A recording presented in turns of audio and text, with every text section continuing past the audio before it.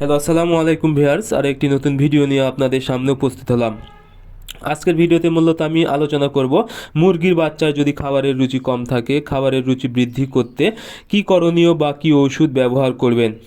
আপনারা যারা দেশি সোনালী ব্রয়লার বা যে কোনো ধরনের মুরগি পালন করে থাকেন, অনেক সময় দেখা যায় মুরগির বাচ্চা অবস্থায় খাবার অনেক কম খায় বা খাবারের রুচি অনেক কম থাকে, যার কারণে কিন্তু মুরগির বাচ্চার সঠিক পরিমাণ গ্রোথ আসে না। এতে কিন্তু আপনারা সঠিক বয়সে সঠিক পরিমাণ ওজন পাবেন না। এর জন্য কিন্তু আপনারা আর্থিকভাবে অনেক ক্ষতিগ্রস্ত হয়ে যাবেন। এই জন্য মুরগির সঠিক বয়সে ওজন আনতে এবং সঠিক বয়সে ডিম আনতে কিন্তু মুরগির ওজন আনা অত্যন্ত জরুরি।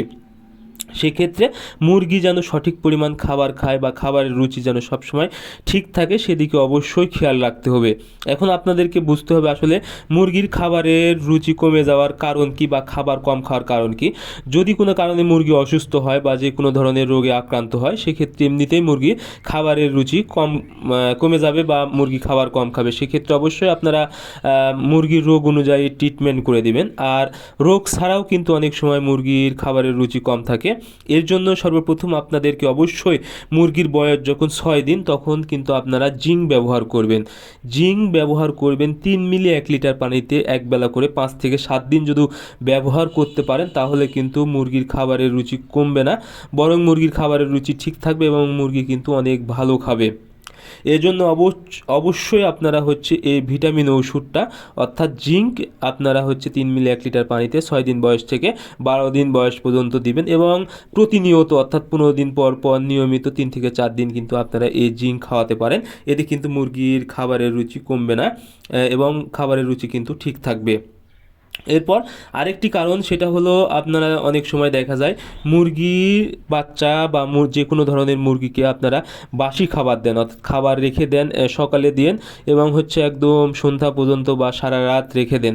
এরকম করলে কিন্তু খাবারে অনেক সময় ফাঙ্গাস তৈরি হয় বা অনেক সময় খাবারের পাত্রে কিন্তু ময়লা আবর্জনা থাকে। এই সবগুলো যদি খেয়ে যায়, তাহলে কিন্তু মুরগির শরীরে টক্সিনের সমস্যা হয়, অর্থাৎ টক্সিন যদি বেড়ে যায় তাহলে মুরগির কিন্তু বদহজম হবে। এই ক্ষেত্রে কিন্তু খাবারের রুচিটা কমে যাবে। সেই ক্ষেত্রে আপনারা অবশ্যই যদি এরকম হয়, তাহলে কিন্তু টক্সিন ব্যবহার করবেন, টক্সিন বাইন্ডার যে কোনো কোম্পানির 1 মিলি 1 লিটার পানিতে 5 থেকে 7 দিন। আশা করি আপনাদের মুরগির খাবারের রুচি বেড়ে যাবে।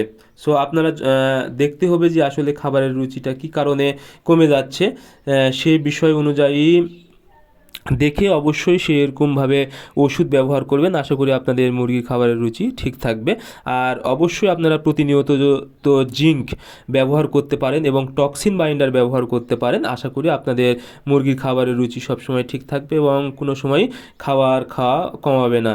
সো আপনারা খাবারের রুচি ঠিক রাখতে এবং খাবার যেন বেশি খায়, সেক্ষেত্রে অবশ্যই এই ওষুধগুলো ব্যবহার করবেন। আজকের ভিডিও পর্যন্তই। আপনারা আমাদের পরবর্তী ভিডিও পেতে অবশ্যই চ্যানেলটি সাবস্ক্রাইব করবেন। ধন্যবাদ সবাইকে। আল্লাহ হাফেজ।